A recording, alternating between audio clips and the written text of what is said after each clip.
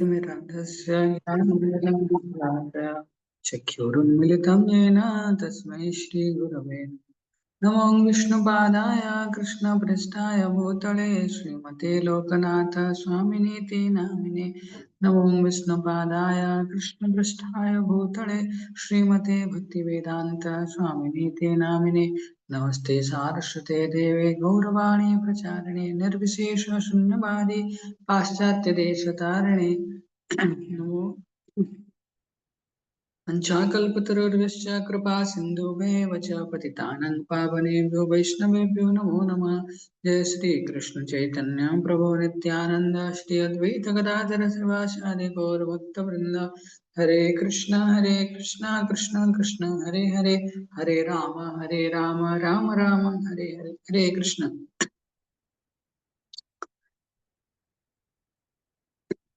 स्वागत है। हम ब्रज चौरासी कोस परिक्रमा श्रवण कर रहे हैं श्री श्रीमद लोकनाथ स्वामी गुरु महाराज जी के द्वारा प्रकाशित ब्रजमंडल दर्शन पुस्तक से। और आज हम पहुंचे हैं 25वां दिन। आज हम यात्रा करेंगे मान सरोवर से लाहोवन। सबको पुनः स्वागत है। हरे कृष्णा। ब्रजमंडल परिक्रमा समाप्त होने में कुछ दिन शेष है और हमारे भक्त वृंदावन से विरह का अनुभव करने लगे हैं।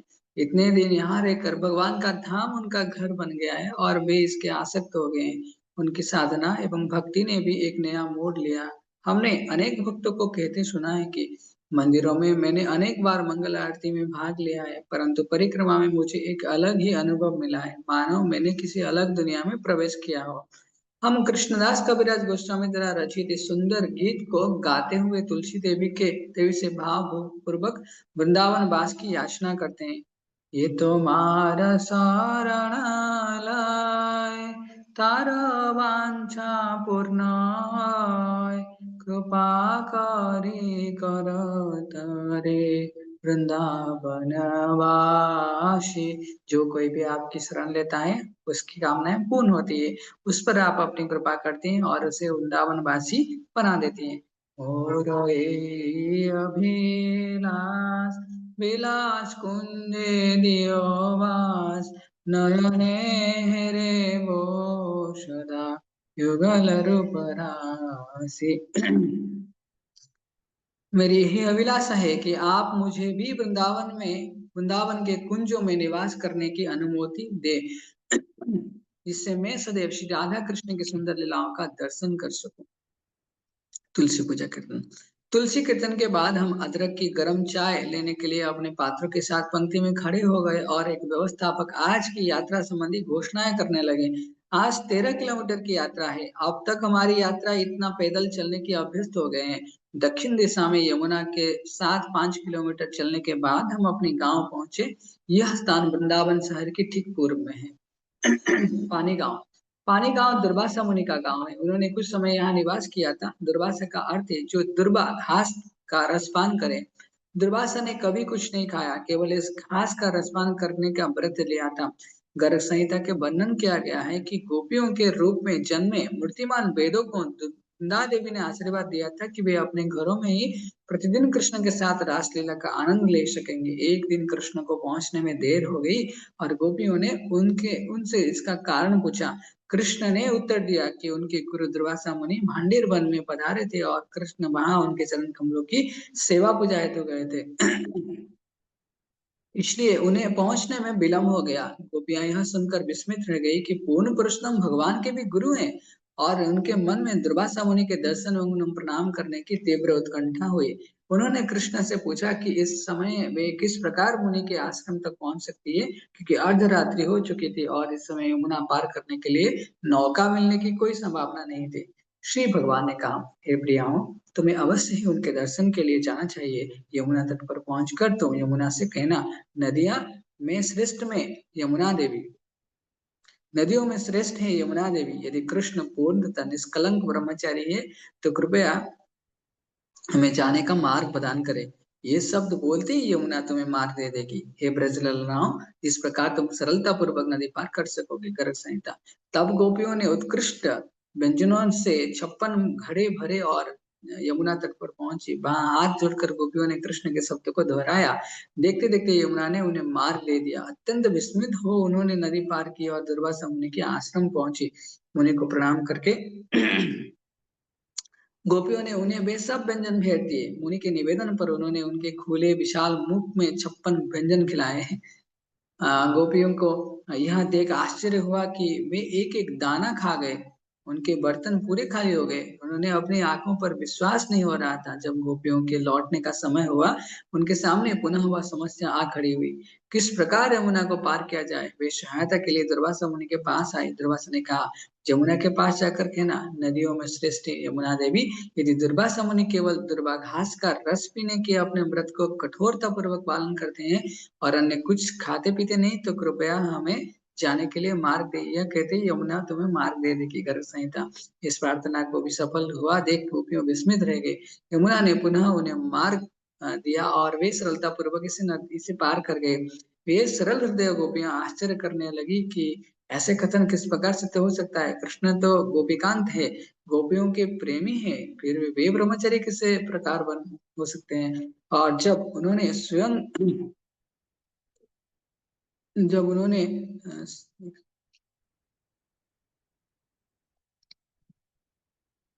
उन्होंने स्वयं अपनी आंखों से दुर्वासा मुनि को 56 भोग खाते देखा, तो फिर वे मुनि किसी प्रकार दावा कर सकते हैं कि वे केवल दुर्वा घास का रस पीते हैं। कुछ समय पश्चात गोपियों अपने मन की इस उलझन को सुलझाने के लिए श्री कृष्ण के पास आए।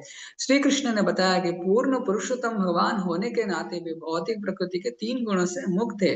वे भौतिक काम वासना अथवा मिथ्या अहंकार के वशीभूत होकर नहीं, वरन केवल गोपियों के प्रेम का आदान प्रदान करने के लिए उनके साथ माधुर्य रस में लीलाएं करते हैं। इसलिए भगवान पूर्णतः निष्कलंक एवं नैष्ठिक ब्रह्मचारी है। श्री कृष्ण ने कहा कि जहां तक दुर्वासा मुनि का प्रश्न है, वे पूर्णतः आत्मज्ञानी है और स्वयं की पहचान शरीर से के साथ नहीं करते। उन्होंने 56 भोग अपनी प्रसन्नता के लिए नहीं, वरन केवल गोपियों को प्रसन्न करने के लिए खाए।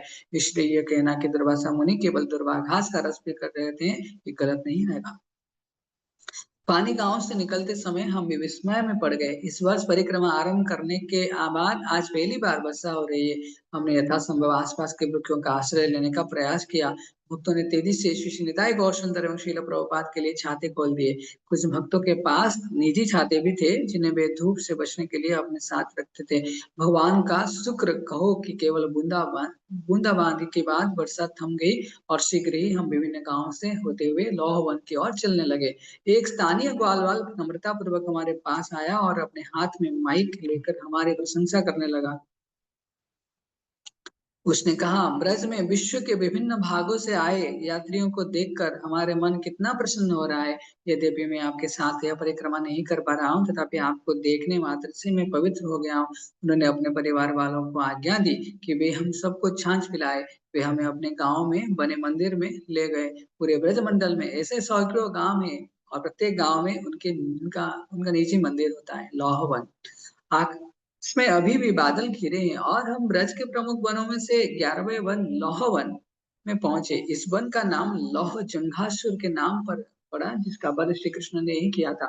भगवान यहाँ अपने गैया चराने भी आया करते। आदि बरा पुराण में क्या गया है कि लौह जंघासुर द्वारा सुरक्षित यह गहरवा लौह वन समस्त दुर्गुणों को नष्ट करता है। भक्ति रत्ना कर लौह वन को प्रणाम प्रणाम करने करके हमने सुंदर श्री राधा गोपीनाथ के दर्शन किए। सहसा हमारे कीर्तन दल क्यों आंतरिक प्रेरणा मिली और वे राधा गोपीनाथ का गुणगान करने के लिए बैठ गए। उन्होंने एक सुंदर राग में शील भक्ति विनोद ठाकुर रचित कल्याण कल्पतरु पुस्तक से एक भजन गाया। हे गोपीनाथ, कृपा करके आप मेरा एक निवेदन सुने। मैं अत्यंत विषयी दुर्जन तक काम के बसीभूत हूँ। मेरे अंदर किसी प्रकार का कोई गुण नहीं है। मैं तो आपका दास हूँ। मैंने आपके चरण कमलों की शरण ग्रहण की है, क्योंकि मुझे केवल आप पर भरोसा है। हे गोपीनाथ, आप किस प्रकार मुझे सुधारेंगे? मैं भक्ति में विषय में कुछ नहीं जानता और मेरी जड़ मति सांसारिक कार्यों में रत है, जिसके फलस्वरूप मैं इस घोर संसार में पड़ा हुआ हूँ। हे गोपीनाथ, ये सब आपकी माया है। मुझ में इतना बल और ज्ञान नहीं है कि मैं इसे पार कर सकूं, और न ही मेरा शरीर स्वतंत्र है, अर्थात यह मेरे पूर्व जन्मों के अधीन है। अतः हे गोपीनाथ, रोते रहते यह पापी आपके दिव्य चरण कमलों पर शाश्वत आश्रय की याचना करता है। कृपया इसके ऊपर अपनी कृपा करे। गोपीनाथ शील भक्ति विनोद ठाकुर की रचनाओं में फूट फूट कर दैन्य भाव भरा है। इस भजन में उनकी विनम्रता हमें महत्वपूर्ण शिक्षा देती है। यदि हम जानना चाहते हैं कि किस प्रकार भगवान से याचना की जाए तो यह भजन हमारी सहायता कर सकता है। मंदिर के पीछे कृष्ण कुंड है। कुंड के कुछ बूंदे अपने सिरों पर दान करने के बाद हमने लौह जंगासुर को मुक्ति भूमिगत गुफा देखी जो कृष्ण कुंड तथा राधा गोपीनाथ मंदिर से लगभग 50 फुट दूर है। लौहवन की युद्ध भूमि में ही श्री कृष्ण बलराम ने जंघासुर जरासन को सहस्त्र बार पराजित किया था। श्री कृष्ण द्वारा कंस वध के पश्चात कंस की 2 पत्नियां अस्थि और प्राप्ति अपने पिता जरासंध के पास मगध वर्तमान बिहार क्षेत्र लौट आई। विधवा होकर वे अपने पिता के सम्मुख कातर स्वर में रोने लगी। जरासंध क्रोध से भर उठा और उसने यदुवंश का समूल नाश करके अपने दामाद की मृत्यु का प्रतिशोध लेने की प्रतिज्ञा की। उनसे उसने 23 अक्षौहिणी सेना जुटाई और मथुरा पर आक्रमण कर दी। अत्यंत छोटी सेना होते हुए भी कृष्ण बलराम ने जरासंध की सेना को पूरी तरह विनष्ट कर दिया और केवल जरासंध को जीवित रखा। बलराम ने जरासंध को बंदी बना लिया, परंतु कृष्ण के मन में एक अन्य योजना थी। उन्होंने बलराम से जरासंध को छोड़ने के लिए कहा। भगवान ने इस पृथ्वी को आश्चर्य शक्तियों से मुक्त करने के लिए अवतार लिया था और अपने इस कार्य का सरल बनाने के लिए उन्होंने जरासंध को उपयोग करने का निश्चय किया। एक क्षत्रिय के लिए अपमान मृत्यु से बुरा है। जरासंध के लिए पराजित होकर बंदी बनाया जाना पहले ही अपमानजनक था, परंतु छोड़ दिया जाना आसानी था। अपमानित एवं जरासंध ने घोर लड़ने के स्थान पर बन जाने का निश्चय किया, परंतु उसके मित्रों ने उसे इतनी शीघ्र हार न मानने के लिए मना किया। उन्होंने कहा कि जरासंध की पराजय केवल उसका दुर्भाग्य और वह तैयारी करके पुनः मथुरा पर चढ़ाई करे। मगध के राजा जरासंध ने 23 अक्षौहिणी सेना के साथ एक बार नहीं अपितु सहस्त्र बार मथुरा नगरी में की घेराबंदी की। इस बार वह पूरी तरह पराजित रहा और कृष्ण ने उसके सारे सैनिकों का वध कर दिया। इस प्रकार हर बार जरासंध को निराश होकर घोर लौटना पड़ा। हर बार यदुवंशी सेनापति उसी प्रकार जरासंध को बंदी बनाते और उसे अपमानित करते छोड़ देते और हर बार जरासंध निर्लज्जता पूर्वक अपने घर लौट जाता। श्री कृष्ण पुस्तक। इस युद्ध नीति द्वारा कृष्ण बलराम को असुरों की खोज में यहाँ वहां नहीं जाना पड़ा। जरासंध ने उनका कार्य सरल बना दिया। वह चारों ओर से आसुरी शक्तियों को एकत्र करके मथुरा लाता और दोनों भाइयों के हाथों उन्हें यमपुरी पहुंचा देता। परंतु 18वीं बार कृष्ण बलराम ने भयभूत होने का दिखावा किया और युद्ध भूमि से पलायन कर गए। वस्तुतः वे इसलिए भागे क्योंकि वे और अधिक सैनिकों का वध नहीं करना चाहते थे और उन्हें कुछ अधिक महत्वपूर्ण कार्य भी करने थे। यद्यपि भगवान भयभीत नहीं थे, तथापि जरासंध ने सोचा कि वे एक सामान्य मनुष्य की भांति भयभीत होकर रणभूमि से भाग रहे हैं। वह रन छोड़ कहते हुए उनका पीछा करने लगा। रन छोड़ अर्थात रन छोड़कर भागने वाला। लौह यमुना तट से अधिक दूर नहीं है। भक्ति रत्नाकर के अनुसार यहाँ मानसिक हंगामे हुई नौका लीलाओं के समान श्री कृष्ण ने अनेक लीलाओं की। एक समय कृष्ण एक टूटी नौका लेकर गोपियों को नदी पार करवाने की प्रतीक्षा कर रहे थे।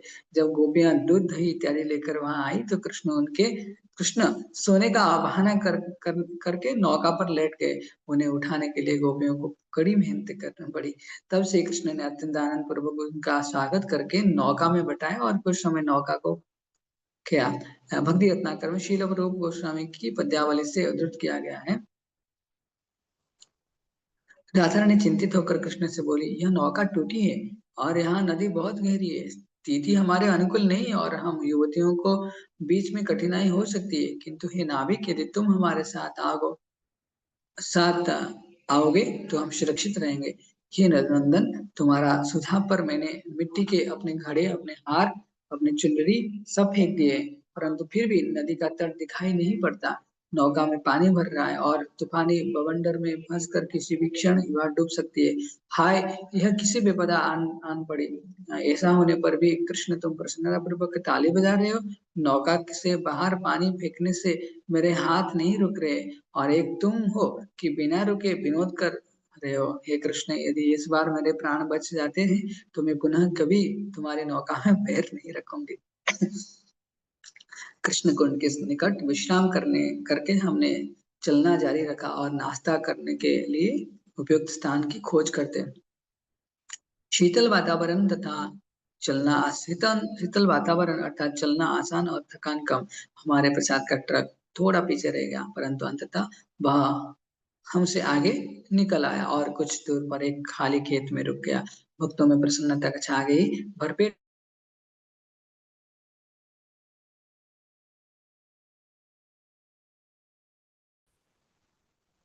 हरे कृष्ण। भरपेट गरम खिचड़ी, अचार तथा दही खाकर हमने अपनी बोतलें भरे और पुनः चलना आरंभ किया। लौहवन सुदूर स्थित स्थान है और सुदूर स्थित स्थान है और कम ही लोग वहाँ की यात्रा करते हैं। राधा गोपीनाथ मंदिर से निकलने के बाद हमें अधिकांश क्षेत्र दिखाई देते। खेतों की मुंडरे पर वृक्ष लगे थे और उनमें गड्ढे घास के गट्ठे रखे थे। कई बार ऐसा होता है कि लंबी दूर चलने पर भी हमें मार्ग में कोई प्रमुख लीला स्थली नहीं मिलती। आज भी ऐसा ही है। ऐसे दिनों में भक्तों को कीर्तन में तल्लीन होने अथवा अंतर्मुखी होकर आत्मचिंतन करने का अवसर मिलता है। कुछ भक्त ऐसे दिनों में अपने नए पुराने मित्रों के साथ अपने साक्षात्कार साधते। कुछ भक्त जप करते और कुछ श्री कृष्ण के साथ अपने संबंध को गहन बना के लिए मनन करते हैं। आज हमारा पड़ाव खेतों के बीच है। दोपहर तक हम वहां पहुंच गए और सायं समय तक विश्राम किया, प्रसाद लिया तथा कृष्ण कथा सुनी। सायं होते ही हम अपने संध्याकालीन कार्यक्रम के लिए एकत्र होके सामान्यतया परिक्रमा पर भक्त घोड़े बेचकर सोते हैं परंतु लौ वन में बिताई रात कुछ अलग ही रहती है। कुछ ऐसा हुआ कि तो दूर हमने छत बनाने के लिए भाग दौड़